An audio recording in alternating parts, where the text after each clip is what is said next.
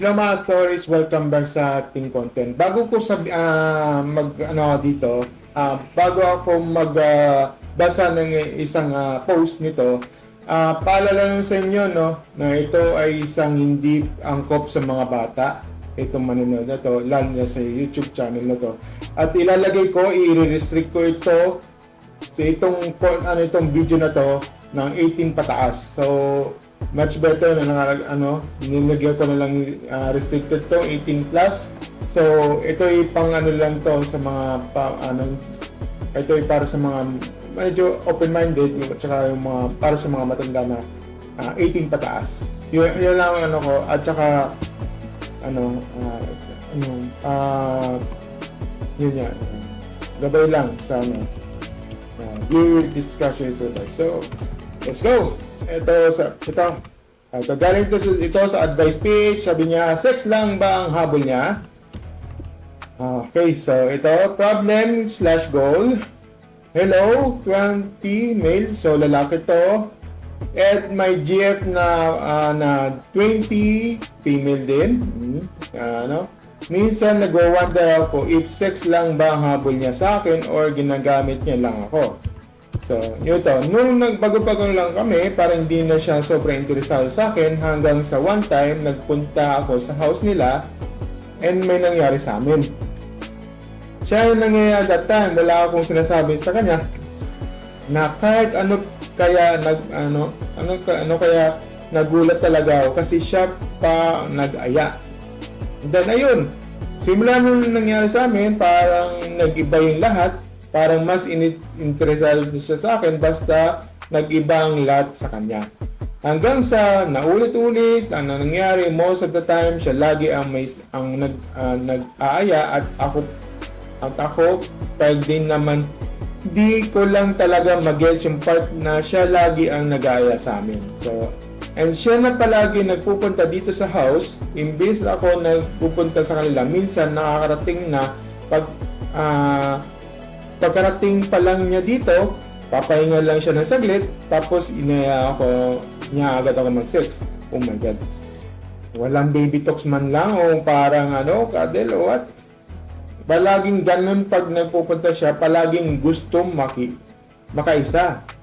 Mataas din naman sex drive ko. Pero, hindi ko lang din talaga mag-guess kung bakit siya palagi ang nag-aaya and parang wala na kaming ibang ginawa kundi mag-sex na lang palagi.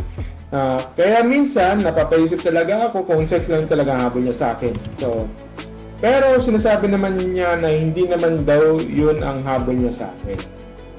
Ngayon medyo malayo na kami sa isa't isa. Ako nasa Makati habang siya naman sa Cavite. So, 1 month na since nung last na nangyari sa amin, madalas siyang nag-dirty talk sa amin dito sa at sinasabayan ko naman. Palaging sinasabi niya sana bembang na siya. Ewan ko, parang kating-katin na makipag-sex. Oh my God. Minsan nag-overthink talaga what if habang malayo kami na isa-isa na mapagalaw siya sa iba. Feel free to judge and give me your opinion to guys. Okay? Dahil sa kwento mo, medyo yung GF mo sobrang hard na at parang naging na siya, yung parang parang meron siya, masyado na siyang sa in-hit sa mga ganito. At ang nakakatakot lang dito, kung tutuusin, buti wala pa kayong sakit nun sorry for the time buti wala kayo. Kasi sa ibang tao yan, tapos ganyan pwede siya makakuha ng sakit niyan Alam ko, tinutukoy ko dito, ilagay ko na lang yung sa inyo di ba? Mahirap at talagang yan, at wala pang gamot dyan tungkol dyan na, alam mo, minsan kasi, anggap-magap pa lang, parang, sana wala masama mag-sex drive ko pero sana meron talaga kailangan ng protection sa inyo, 'di ba? Na kung ito ba malinis to kasi hindi tayo sigurado diyan sa ganyan na misa kasi Yung iba, baka makuha sa sakit yan na, hindi natin alam. Kaya, nakakalungkot isipin, dapat magiging, siya maintain eh. Dapat, kung tutuusin, dapat yan medyo, ayoko, paano kung sabihin nito,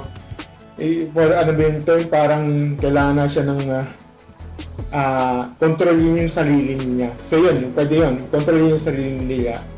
Pero kasi in the end pa or else kung hindi niya makontrol yan, pwede siya mabuntis sa iba, diba? Na alam mo naman, ayaw ko sa lahat na magkakaroon ng teenage pregnancy. Tapos 20 years old medyo 20 years old, medyo legal yan. Tinatanong ko lang kung itong girlfriend mo may trabaho na ba to, stable ba to, or may ipon na ba to, may plano na ba to, di ba? May hirap na yun mayroon nating i-end up At tapos tsaka ang tanong kasal ba kayo? Malamang hindi kayo kasal. Medyo mahirap kasi yun. Nagiging kayo, parang tigang siya sa ganyan. At kung totoo, swerte, buti ikaw na may maintain mo yung mga ganitong sa katawan mo Although, talaga, inasabi mo na, although may self-serve ka naman, yung nga lang kailangan merong parang control talagang control sa mo. Yung nga lang yung sa girlfriend mo, medyo base sa kwento mo, parang hindi siya control. At minsan tama naman, overthink ka, may chance na kasi na mabimbang sa iba. Diba? Paano kung ganun, diba? Paano pag, alam mo na yung para kung may alak, may balak. Diba? Nakakalungkot yun. So, yun na babasahin natin yung mga comments dito. Sabi dito sa una. Congrats for being a human deal to. Kung puro lang kayo sex at wala naman lang deep talks, then patotoy lang katawal ang habol niya. Oh my God. Okay, walang ka-filter yung words.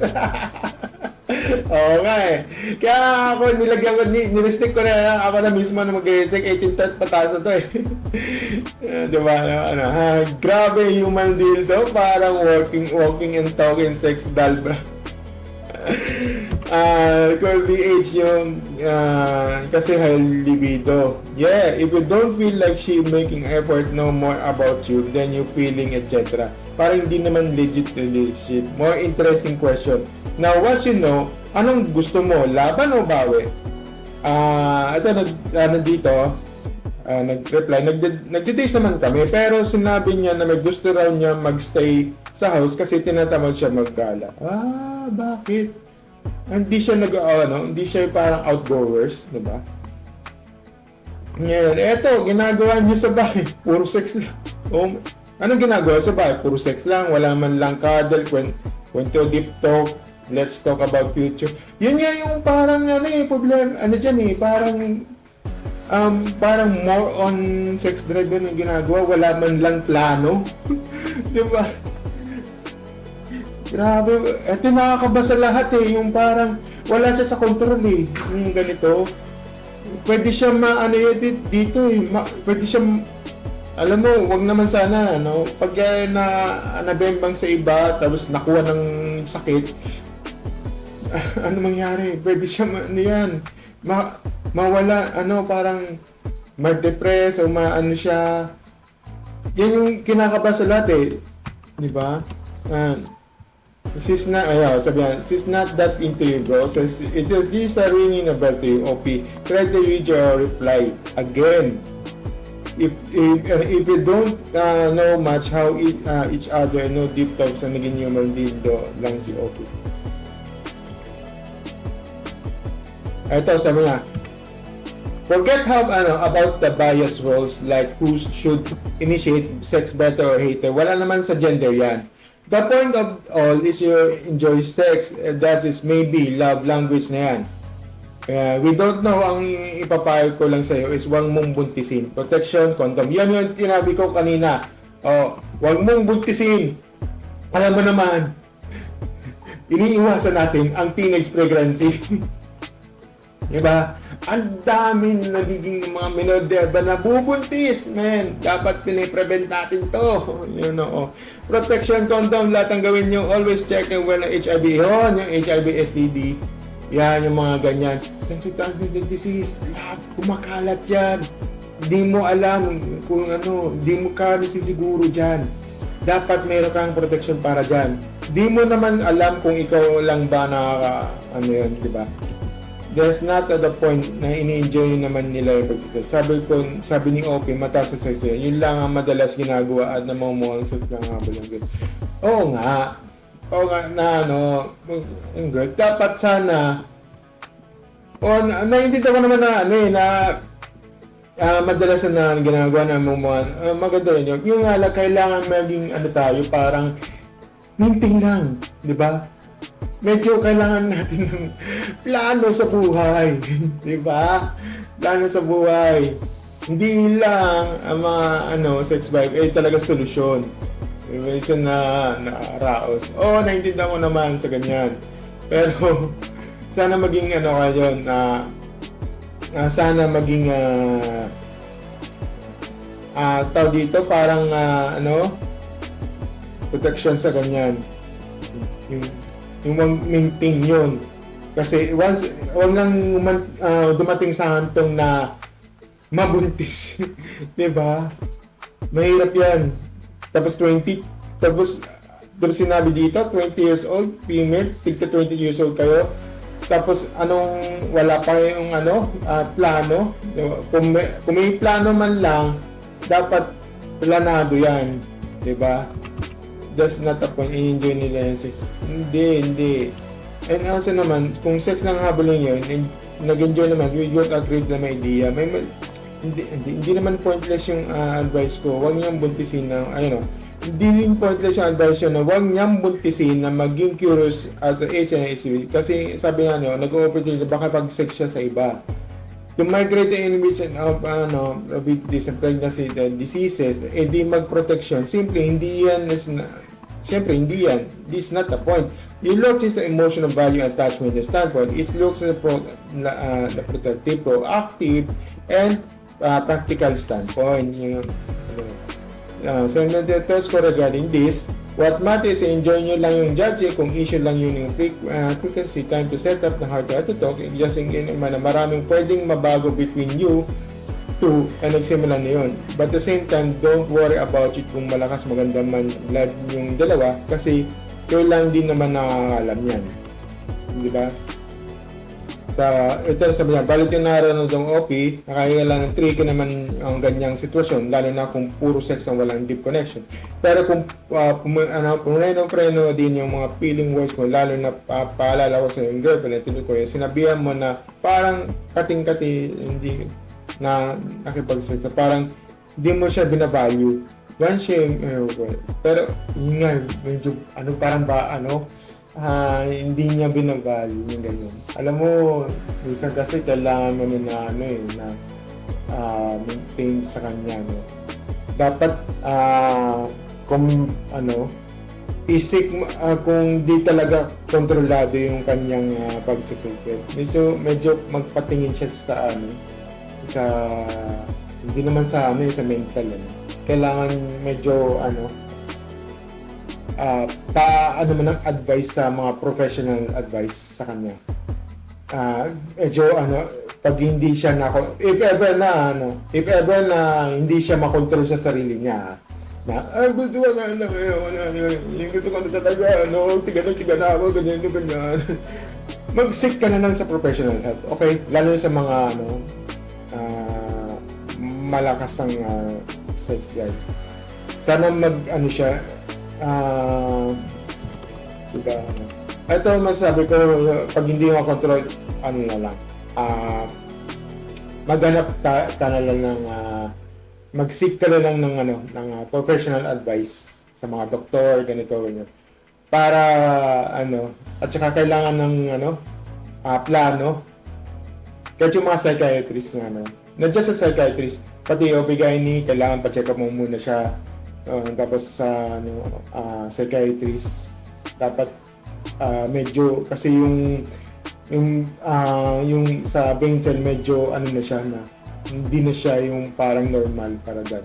Hindi ko rin sinasabi na baliw siya. Ang sinasabi ko lang dito na ano siya yung parang natitigan siya. Bakit ganito? Parang namimiss ko na to. Ganito, ganyan. Di ba? Hindi niya na may maintain yung ganyan di ba? Yun. At yun na lang yun ang masasabi ko. Ang dami na andito. Ang dami ng saves na. Yun lang masasabi ko and thank you and see you next video. Bye!